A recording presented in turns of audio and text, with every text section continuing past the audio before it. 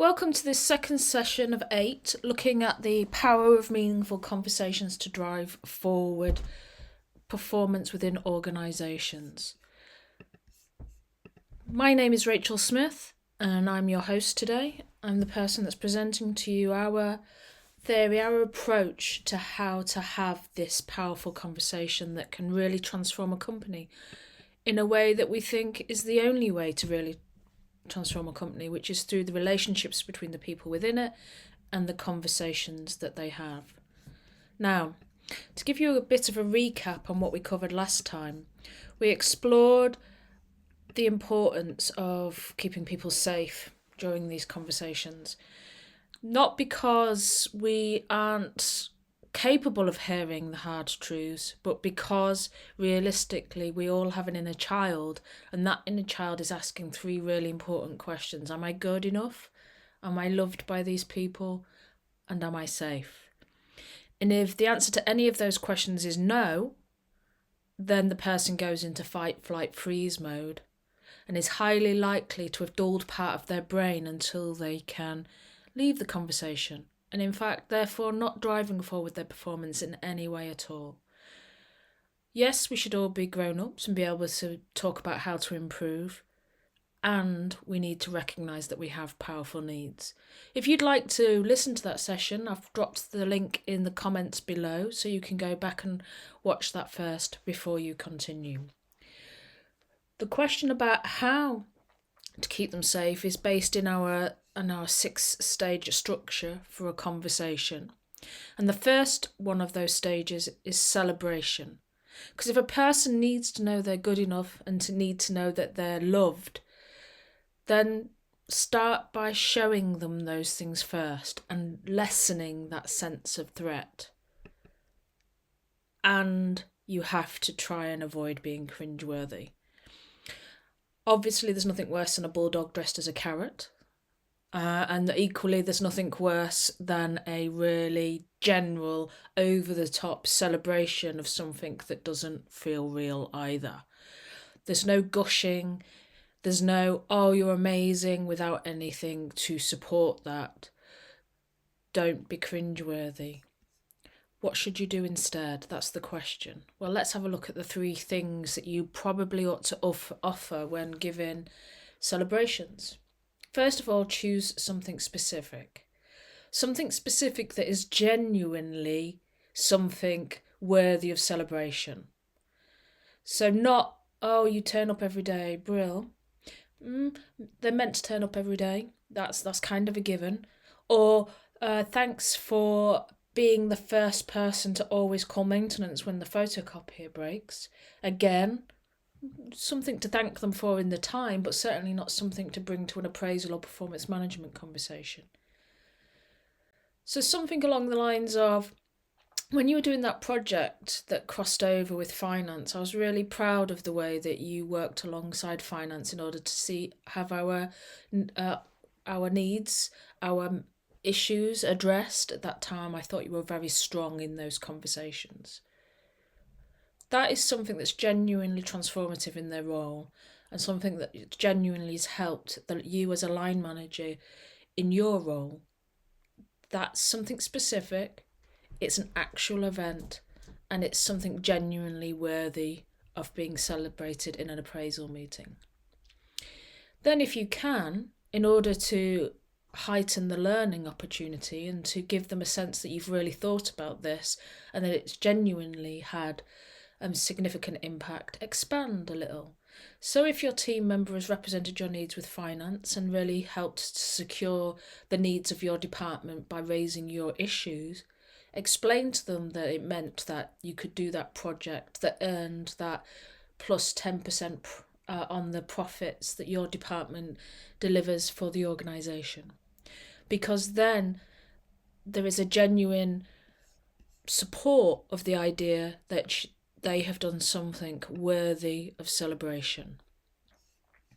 Now, this is hard, so I'm going to give you an opportunity to try it for yourselves. So I'm going to ask you to write a celebration you would love to receive. So think back over your year with your organisation, And if you were a line manager, what would you say to you to celebrate your performance in your organisation? So while you're doing this, I would strongly encourage you to choose something specific that deserves celebration. So choose something, a project, an actual example of an actual project that you undertook or an actual action that you undertook. And then make it genuinely important, not something small that feels trite and embarrassing to be told that you're good at. Something that's genuinely important to your role. And then expand to the impact it's had for the company. So your role in making sure that the company is successful. So this is about you, what you would love to receive. And again, as always, as it says in the purple leaf, write a note if you like. Some of us need to reflect while writing.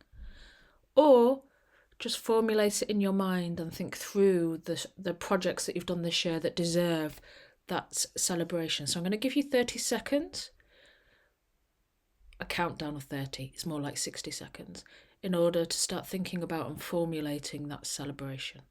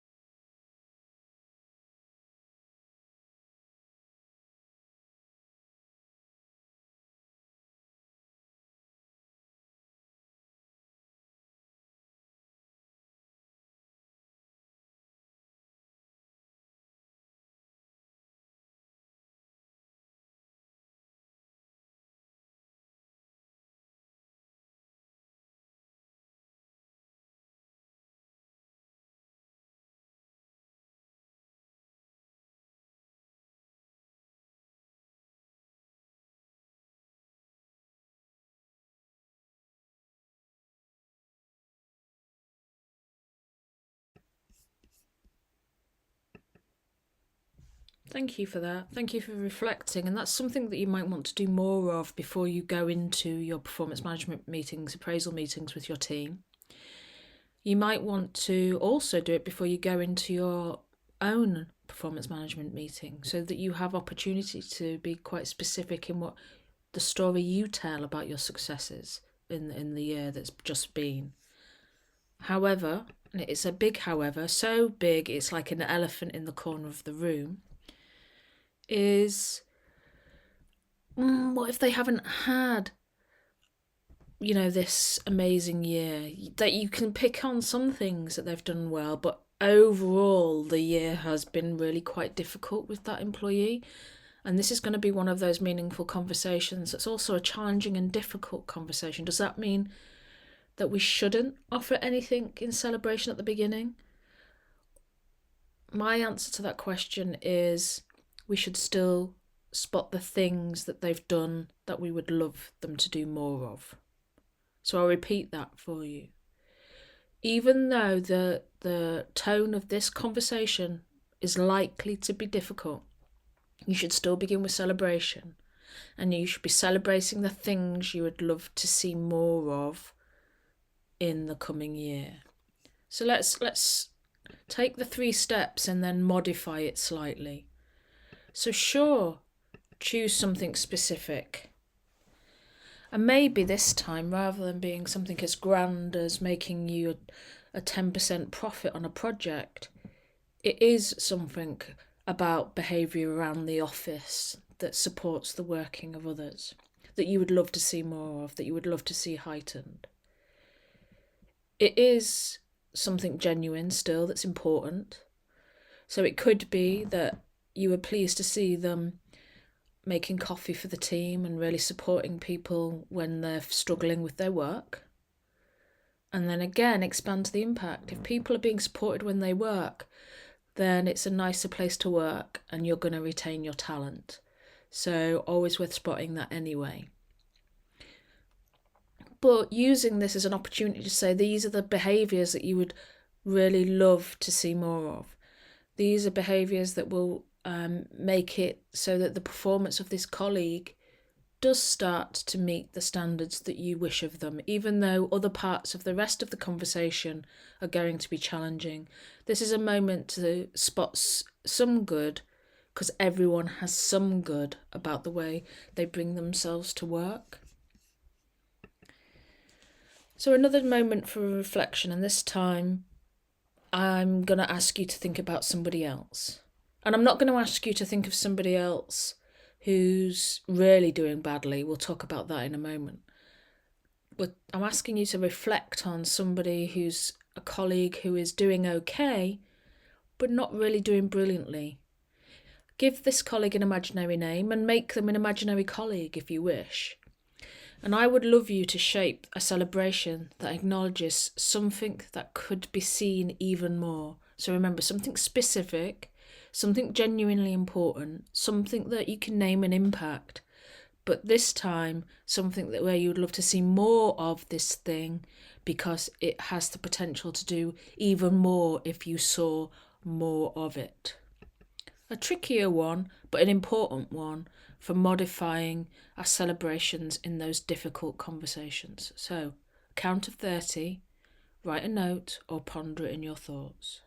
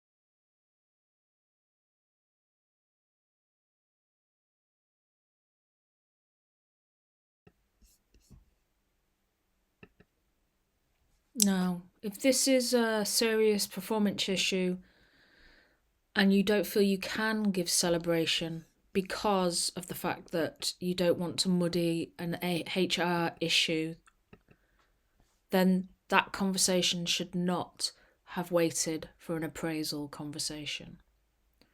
There is absolutely no doubt that that conversation about that serious performance issue should have happened close to the time when the performance issue was raised, and should not have been stored up for an annual or half-yearly review. So that means that any conversation you're having right now is with somebody who you wish to retain in your team, and there are no really serious performance issues. These are the people that deserve to be encouraged, that deserve to be given hope to be better. If they're not someone who you believe can be better within your team, don't leave that conversation to an appraisal. It's a wholly unsuitable environment for that sort of serious addressing of performance issues. Now, you might question that, and happy to hear your ideas and thoughts in the comments below, but it feels highly appropriate to me to do that at the time that it's part an issue. So, what have we done so far? So last time we explored the pain points of having this great, meaningful conversation. We looked at what the problems were with that. Today we've talked about the importance of celebrating at the start of that conversation to overcome those inner child questions of, am I good enough? Am I loved? Am I safe? And we've explored the impact of those celebrations on the employee, and why we might not want to save really difficult things that mean celebrations are inappropriate to an appraisal meeting. Next time, in session 3, we'll hear why it's important to really hear, the employee's story of their performance. In the meantime, if you could drop your comments and reflections in the chat, that would be amazing. And thank you for your time, and I hope this This session has been helpful and I look forward to sharing more with you.